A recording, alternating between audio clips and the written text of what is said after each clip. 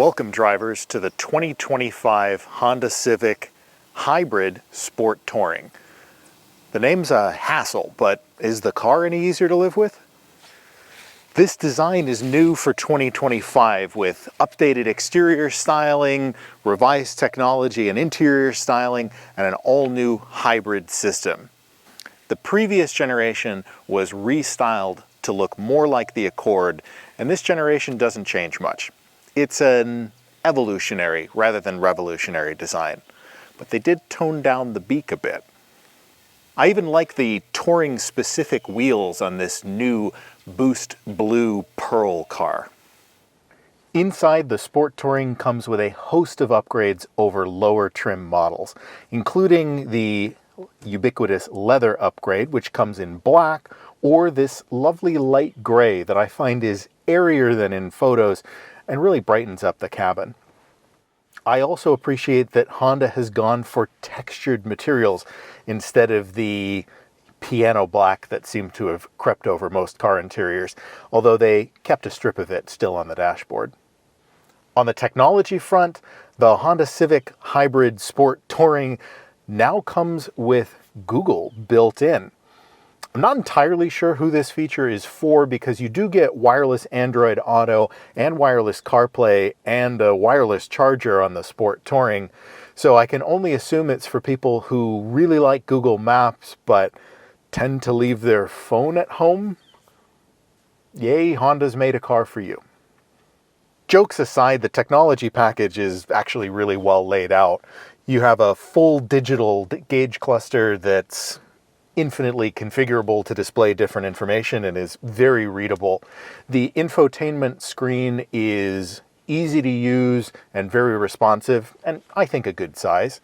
The Bose sound system on this upgraded touring model is crisp and clear, and all Civics come with a full suite of driver assistance technology that so far seems to work pretty well. The lane keep assist and adaptive cruise control keep pace just fine.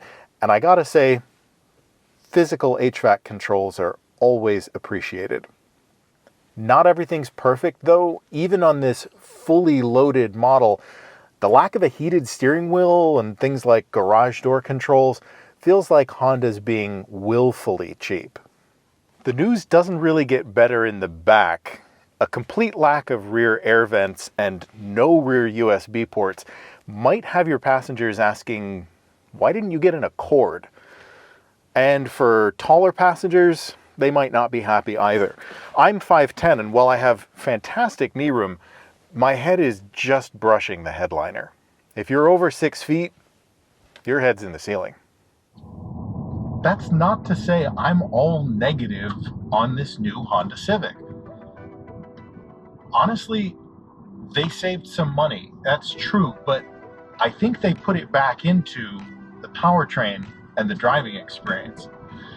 This car feels so well sorted and balanced. I think you can probably sum up the driving experience with one word: effortless. I don't have to put a lot of thought or a lot of effort into anything I'm doing. The steering feels well balanced. It's light, but not too light. No, it's not going to give you sports car feel, but it's also not going to fight you when you want to carve a corner or hold a line. The chassis too is very well dialed in. This is a brand new model, but everything feels refined and well damped. The chassis feels smooth and refined.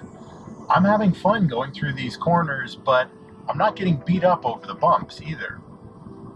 I really struggle to think of another car that gives you all this while asking so little of your wallet, at least at the pump. This car does 0 to 60 in 6.2 seconds. And even when I'm driving aggressively, I still struggle to go under 40 miles to the gallon. Most owners are reporting that they're getting about the EPA combined average of 49 mpg. 6.2 seconds to 60, 200 horsepower, 230 pound-feet of torque from a powertrain. From a powertrain this fuel-sipping. I can't think of anything else that gets close. For comparison's sake, Honda's 2024 Civic Si does 0 to 60 4/10 slower, 6.6 seconds, and its city rating is 27 mpg. That's using nearly double the fuel of this Civic Hybrid. Not a bad compromise. Whether you're driving country back roads or commuting on the highway, the Civic gives you what you want. It's never demanding or harsh.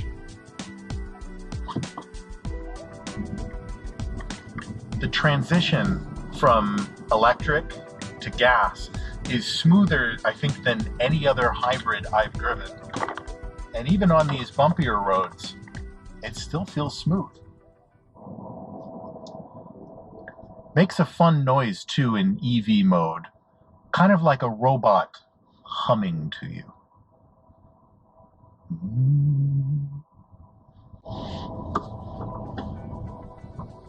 Visibility's good.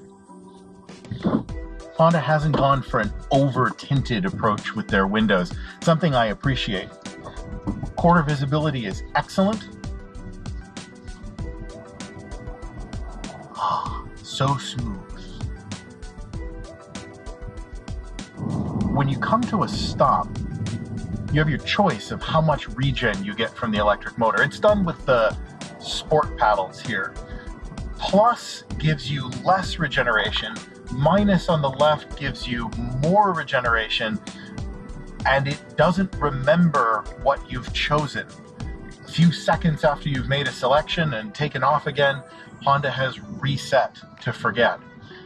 With a car that has adjustable drive modes, one of which is an individual mode where you can configure bits and pieces from other modes like normal, sport, and hybrid, that feels like a weird choice. It's just software. Let me choose. But I can't complain too much. Overall, the drive is where Honda seems to have spent their money. Yes, I'm missing a few luxuries that I really think will probably be coming in a year or two, but I enjoy driving this car. Everything is just right. You can hop into this car, never having driven it, and you'll know how everything works. All the controls are laid out just where you want them to be. The throttle response is instantly familiar. The steering is so precise and well weighted. It just goes where you want it to. So is this Honda Civic Hybrid Sport Touring the perfect car that some reviewers have said it is? Well, no. Honda cheaped out on a few features, I suspect, so they can add them back in later model years, and they didn't quite nail the fit and finish of some of the lower trim models. People often ask me, what's the best car for them? For folks who want practical transportation and good fuel economy, I usually say get a Toyota Corolla Hybrid. For people who want a sportier drive and a phenomenal interior, the Mazda 3 is really hard to beat. But for those folks who have to have it all, I gotta say buy a Civic. I did. This one's mine. Thanks for watching.